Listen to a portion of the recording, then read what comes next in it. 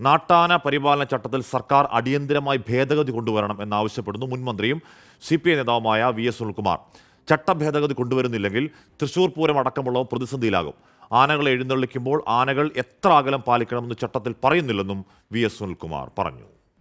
Government ഇതിൻ്റെ നിയമപരമായ വശങ്ങൾ പരിശോധിച്ച് വളരെ പെട്ടെന്ന് തന്നെ ഈ നാട്ടാന പരിപാലന ചട്ടങ്ങളിൽ ഭേദഗതി വരുത്തി. അതിനകത്തൊരു പ്രശ്നം, നാട്ടാന പരിപാലനത്തിൻ്റെ നിയമത്തിലുള്ള ചട്ടത്തിൽ ആനകൾ എഴുന്നള്ളിക്കുമ്പോൾ ആനകൾക്കിടയിലുള്ള അകലം സംബന്ധിച്ച് അതിനകത്തൊന്നും പറഞ്ഞിട്ടില്ല.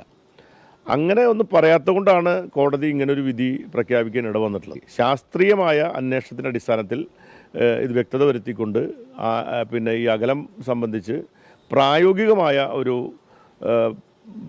ഭേദഗതി കൊണ്ടുവരിക എന്നുള്ളതാണ് ഇപ്പോൾ കരണീയമായ മാർഗം. ആറാട്ടുപുഴ പൂരം ഉൾപ്പെടെയുള്ള പരമ്പരാഗതമായ എല്ലാ ഉത്സവങ്ങളും ഈ ഒറ്റ വിധി കൊണ്ട് നടത്താൻ പറ്റാത്ത എന്ന് പറഞ്ഞാൽ ആനകൾ എഴുന്നള്ളിച്ചുകൊണ്ടുള്ള പൂരമായി നടത്താൻ പറ്റാത്ത സാഹചര്യമാണ് ഉണ്ടായിരിക്കുന്നത്.